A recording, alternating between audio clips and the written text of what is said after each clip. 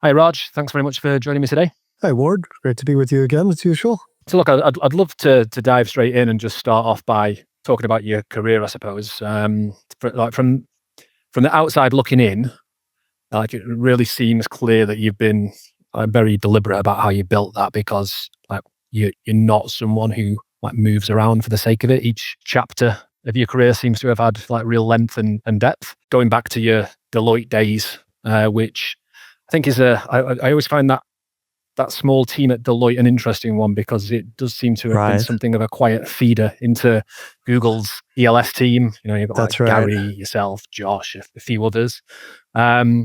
Which tells me something about the kind of thinking that role demands. And from there, you went on to Google for like close to a decade. So I'd love it if you could just maybe talk me through that career arc. Yeah. No, thanks. I always love having these discussions with other people too, like data center origin stories, because most of us coming up in the '90s to early 2000s, never thought about data centers as a career. We all kind of fell into it one way or the other. Um, and yeah, obviously no different for myself. And actually, I think my origin story goes back even prior to Deloitte. When I graduated college in the mid '90s, I actually didn't have a job graduating, didn't know what I was going to do. And my very first job out of college actually was a really good segue into this work. I randomly ended up in a temp role doing telecom cell towers. Basically, when they were rolling out the 3G networks, the first big cell tower build out happening in the mid 90s, basically going out and signing leases to build cell towers. And that actually gave me a real interest in this idea of real estate deal, technology overlap. Frankly, it was just a cool job to get right out of college. And that temp job turned into a permanent offer, and then I worked there for a few years. From there, I did some other small business consulting, kind of in the tech space. I'd kind of gotten this taste of, I really like doing transactional work, transactional business work, and I want to do something bigger. So I went to law school in 2002. Coming out of law school in 2005, had like one job practicing law in the real estate space, and then found out about Deloitte having this real estate. I think back then we called it the real estate location strategy practice, and that practice was actually really interesting work. It was advising Fortune 500, Fortune 1000 companies on where to locate their business or their operations for different things, R&D or manufacturing or headquarters. And it was a very global role. So I think the coolest thing, like my first project was a job with a solar company right out of law school into Deloitte, where I think I traveled to like 12 countries and doing due diligence in Singapore and France and Iceland for a potential solar polysilicon manufacturing facility. And interestingly, so I spent then 8 years at Deloitte doing this work. It was really cool work. But as you mentioned, it just so happened Gary Massey, who is now head of the global data center program at Meta, had been at Google and building the ELS program there. Once he saw this opportunity to really start growing the team. One of the first places he went to really look for talent was folks from this ELS team over at Deloitte. So yeah, it was myself, and I don't want to name full names, but I'll just there's a whole host of names like Josh, Pat, several others who were all picked off and came over from Deloitte to Google, and it was a wild ride. It was been really, really cool.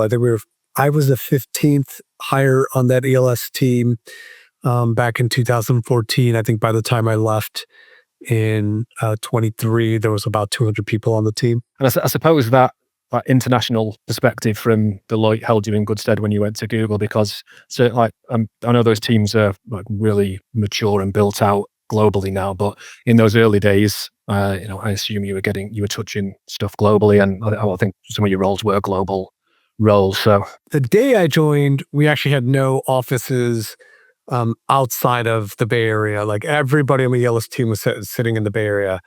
I was the very first hire outside the Bay Area because I actually was working out of Chicago. Very shortly after I joined, um, one of our team members moved to Europe to really start the focus on the Europe program based out of Europe, and slowly grew that. And then eventually we even opened up an office in Asia and Singapore. But all to say that we were all working very closely together. Again, 15 of us. We would do deal reviews, strategy discussions at a very global level, very early on. So it worked out. It was really a globally aligned team, and we did a lot of like cross-pollination on ideas and strategy, et cetera, very early on. And then even my work at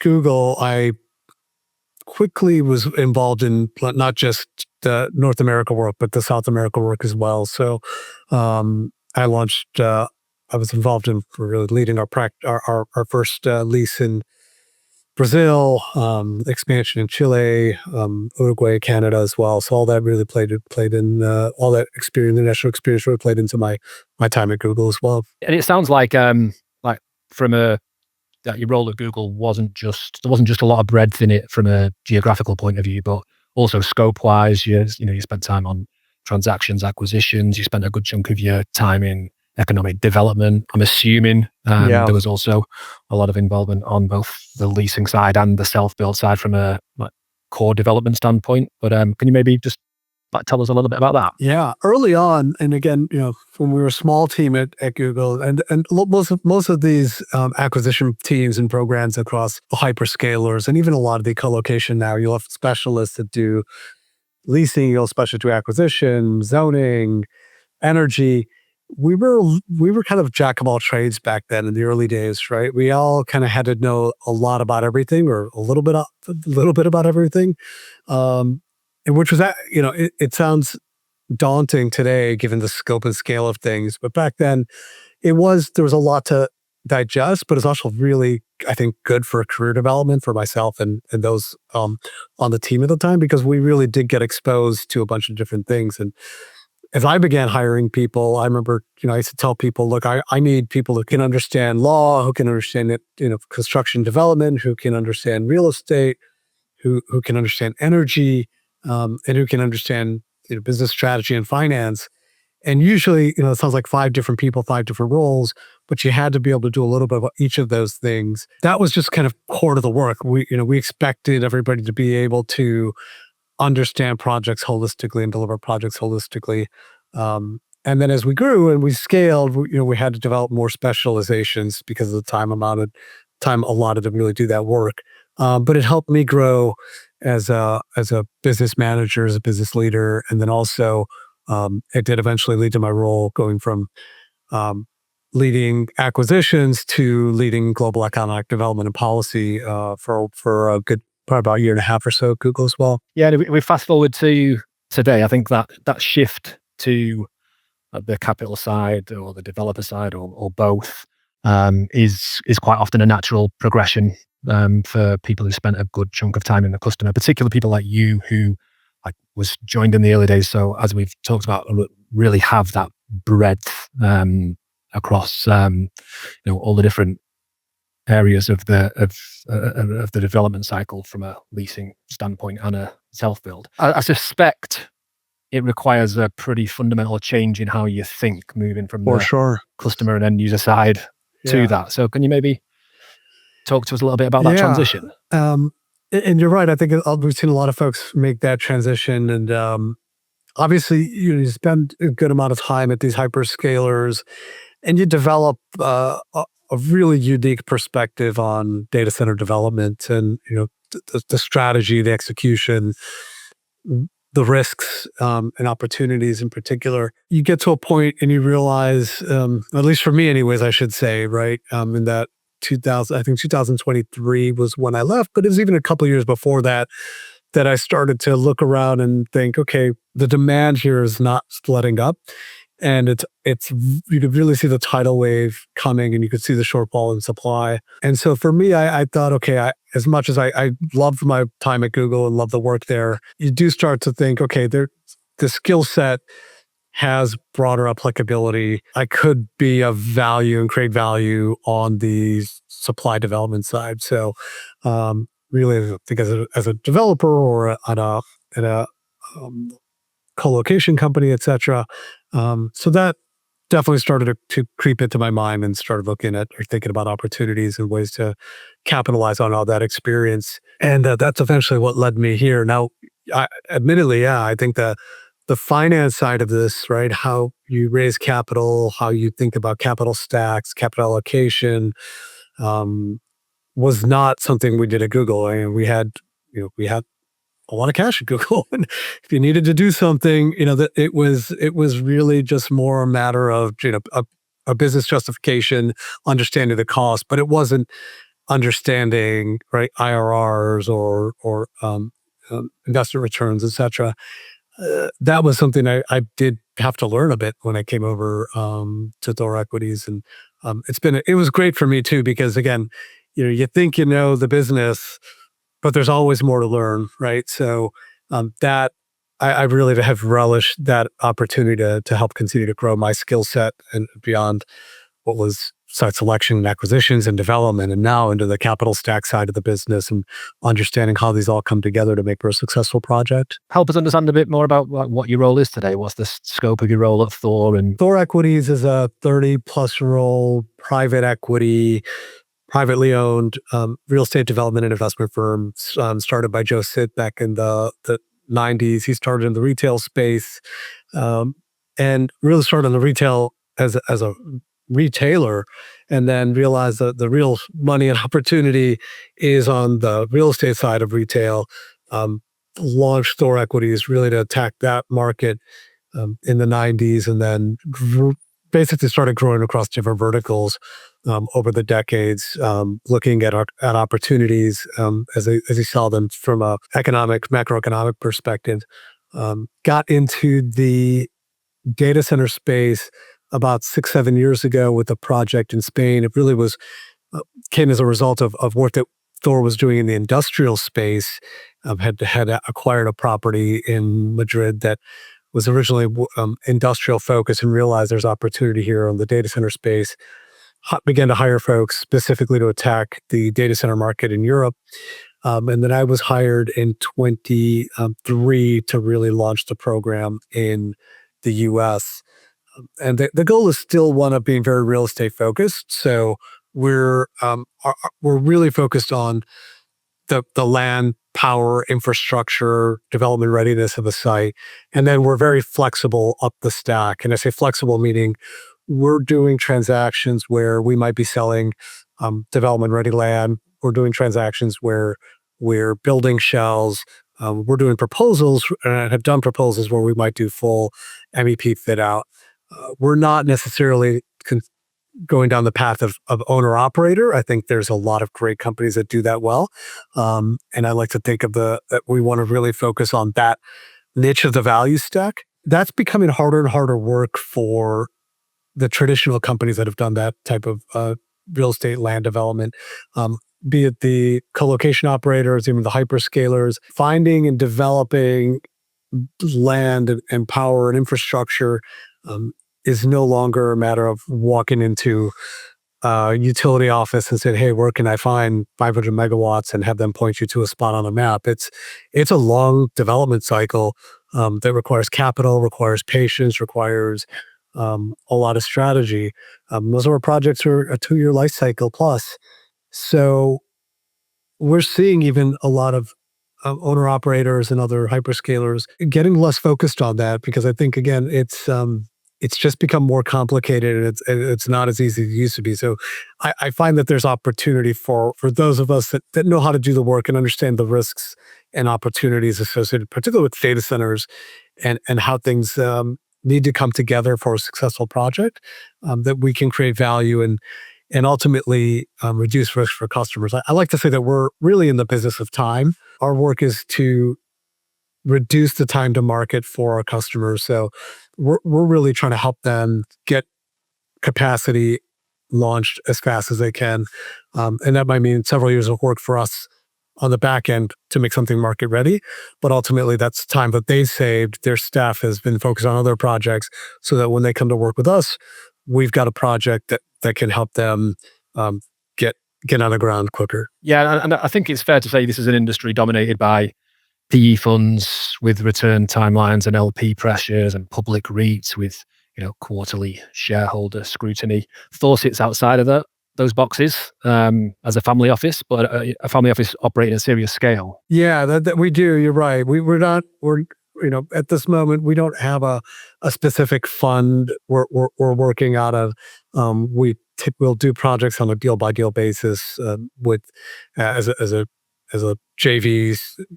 Specifically on a project by project basis. So it allows us some flexibility to capitalize and deliver returns flexibly. And that allows us to also be very customer focused.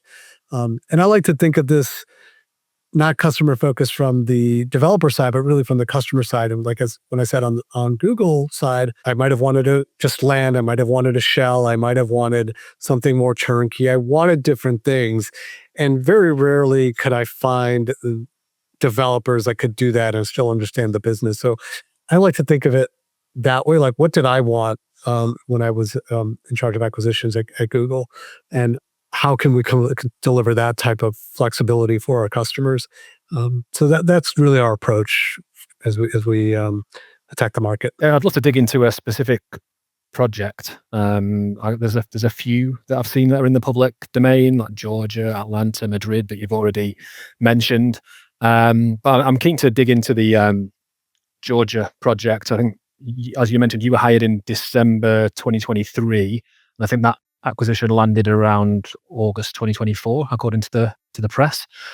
So that's, you can correct me if I'm wrong, but that seems to be the first major move with your fingerprints on it. So can you maybe talk us in a bit more detail into that? I'll go back to our non-data center roots, right? We had a team of acquisition folks and that were doing industrial work and have a lot of good acquisition contacts and connections for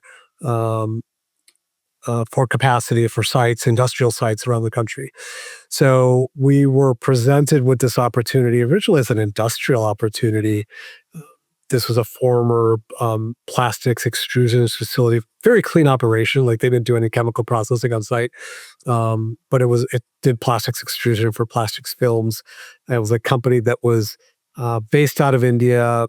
They wanted to retrench their operations back to India, so they're really just looking to get out of the U.S. market. And we saw this site really just as it was hitting the market. And it had an existing substation. It had 50 megawatts of live power. It had a large clear span section of the building that was wide open with heavy floor load capabilities. And it had excess land. So one of my industrial acquisition leads showed it to me very early on. And we said, look, I just aligned. This is a really unique opportunity. We need to jump on this.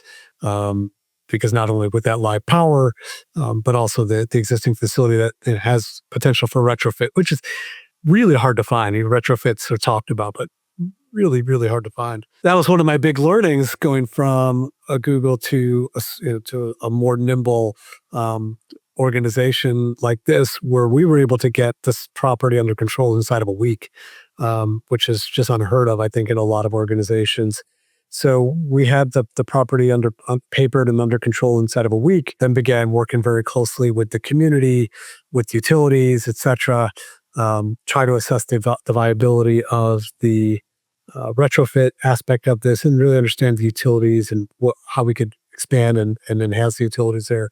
After several months of work and coordination, we quickly came to the realization we might be able to enhance power here pretty significantly.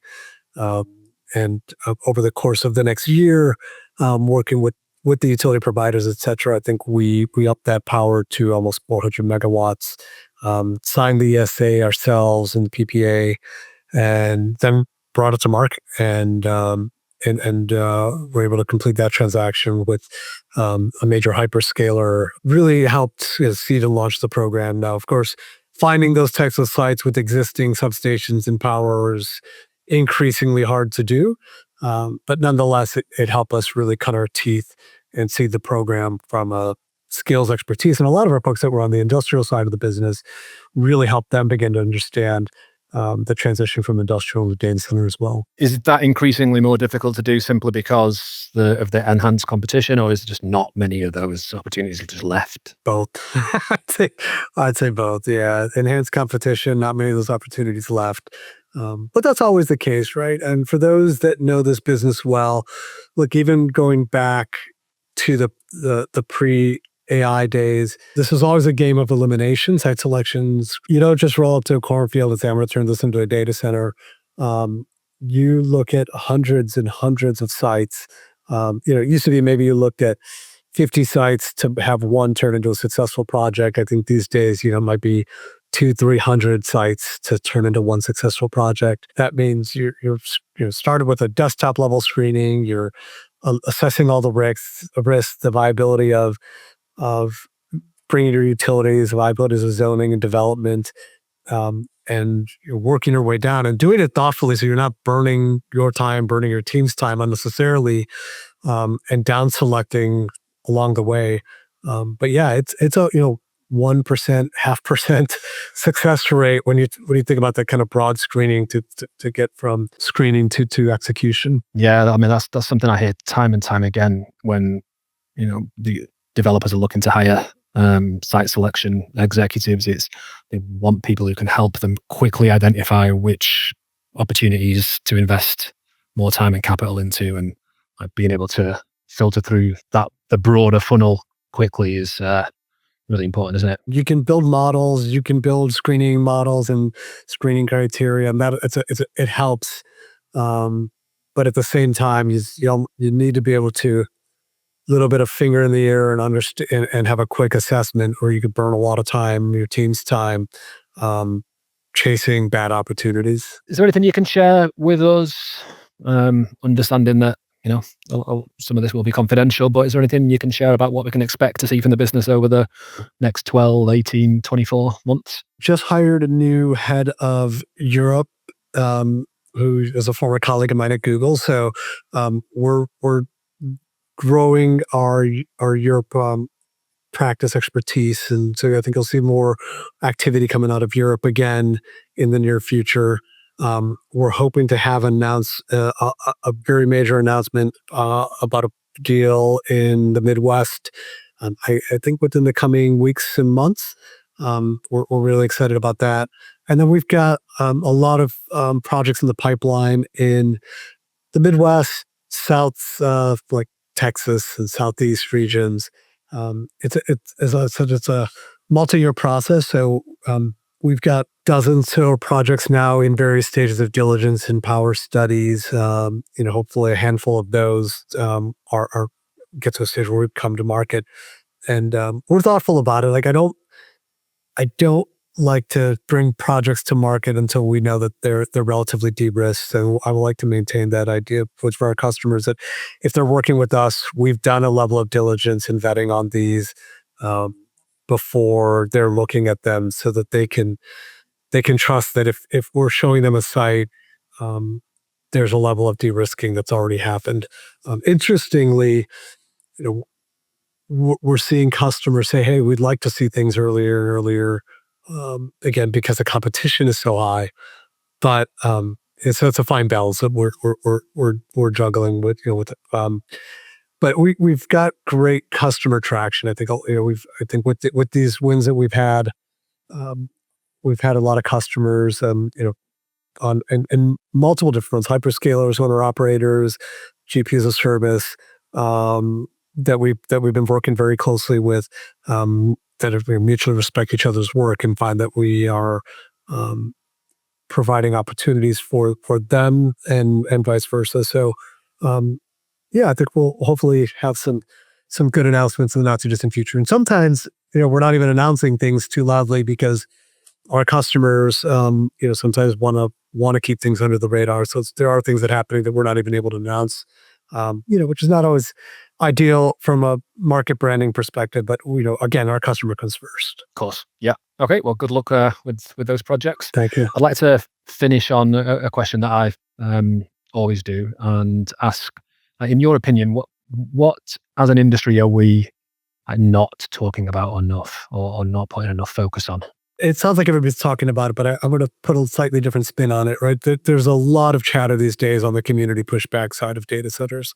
And it's accelerated in the last 6 months in a way that I think has surprised most of us that have been in the field for a long time, and led by a lot of misinformation online. Yeah, a lot of just negativity around various aspects, from local site impacts to community impacts, etc.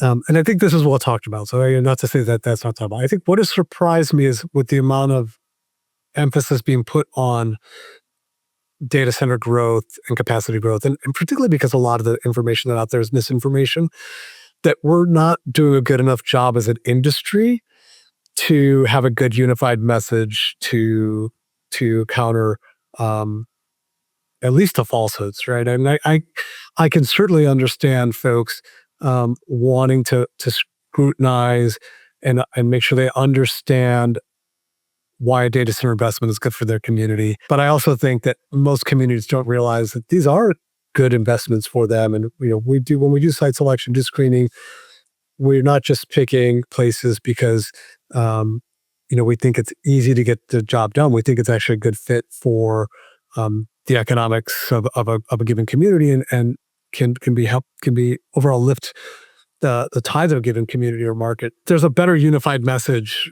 we as an industry need to be working on, and countering a lot of the anti-data center rhetoric and falsehoods that are going around out there. And ironically, right, they're getting it off of social media. And not to say that we should be, as an industry, filtering any of that information. No, I mean, obviously, people should have access to the information. But I think we're not doing a good enough job of really getting the real facts out there, and the fact that the misnomers or the falsehoods are dominating the media is just surprising to me, given the scope and scale of a lot of the primary users here. Why do you think that is? Why do you think, broadly speaking, as an industry, we have been bad at countering the false narratives? It's happened so fast that I think it's caught everybody a little bit flat-footed. It's also a product of the algorithms, frankly, right? There's a lot of content being created because I think people are finally getting good clickbait.